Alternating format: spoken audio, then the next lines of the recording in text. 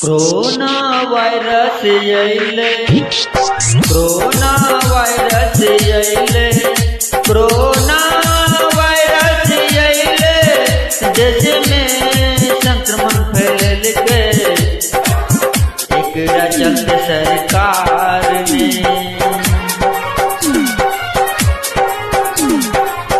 एकरा चलते सरकार ने लॉकडाउन लगल के, एकरा चलते सरकार ने लॉकडाउन लगल के। कोरोना वायरस अइले, कोरोना वायरस अइले,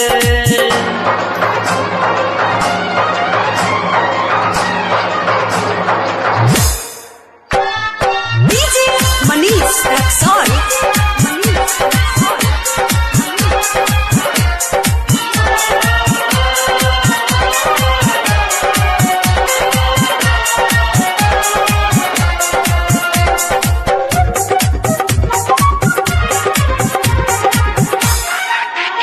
पहला 22 मार्च के जनता कर्फ्यू लगल के, मन के बात में मोदी बस ट्रेन बंद करवल के।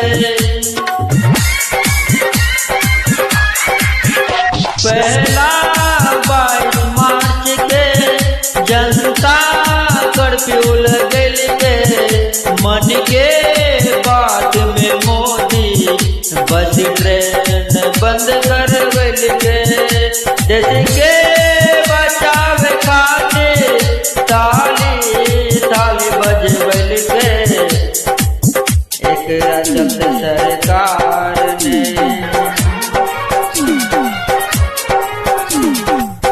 एकरा चलते सरकार ने लॉकडाउन लगल के, एकरा चलते सरकार ने लॉकडाउन लगल के। कोरोना वायरस अइले, कोरोना वायरस अइले,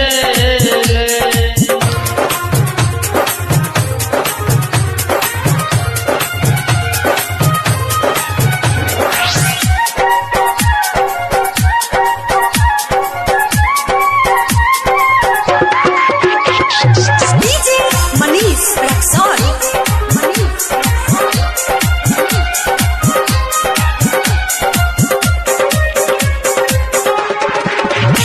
लॉकडाउन के समय बढ़ल के, अमीर लोग के कुछ न भेल, एकरा असर ज्यादा गरीब मजदूर के भेल।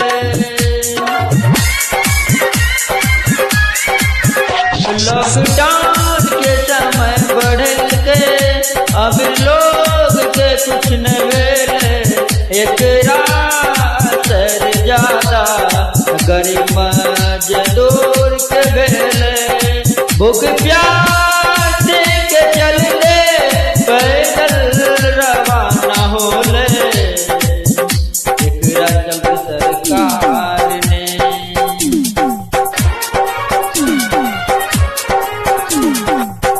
एकरा चलते सरकार ने लॉकडाउन लगल के, एकरा चलते सरकार ने लॉकडाउन